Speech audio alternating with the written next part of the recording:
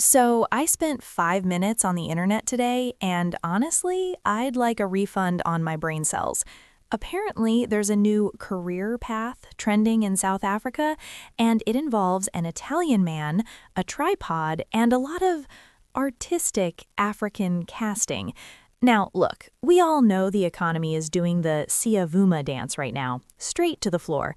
So when an Italian talent scout offers you 10,000 Rand for a modeling session, most people aren't asking for his VAT registration number. They're asking, do I need to bring my own heels?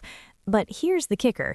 This wasn't for a Woolworths catalog. This was for the premium side of the internet, the side where the casting involves significantly less clothing and significantly more teamwork. Everything was going great if your definition of great is secretly being the star of a niche website until TikTok got involved. You know TikTok. It's like the neighborhood watch, but with better lighting and no boundaries. Someone caught the scent. They started auditing these videos and exposing the girls. And that's when we met Lerato. Lerato saw her name trending and decided to go for the Oscar. She dropped a statement that was pure heartbreak. She said she was exploited, she was forced, she was a victim of this smooth-talking Italian director. And for a second, South Africa was ready to ride at dawn. We were getting the pitchforks ready. But then, South Africans did what we do best. We became private investigators for free. People didn't just read the statement, they went to the African casting site to see the evidence. And guys, what they saw wasn't a kidnapping, it was a franchise.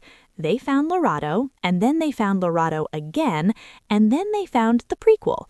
She didn't have one forced session, she had 3 separate bookings. She had a loyalty card. In the videos, she wasn't looking for the exit, she was looking for her best angles. She partook voluntarily, she took her 10,000 Rand, and she probably asked if they had a referral program. It's hard to play the I was coerced card when you've got a Best Performance nomination on the same website. Now, the tension on the timeline is higher than the price of fuel, because it turns out Lerato wasn't the only one casting. A lot of South African women have apparently been using this Italian connection as a side hustle. The real victims here are the husbands. Can you imagine? You're sitting there, eating your dinner, thinking your wife's business trip to Joburg last year went well, only to find out she was the lead creative consultant for an Italian adult film. There are men out here today looking at their wives like, I thought you said you were shy in front of cameras.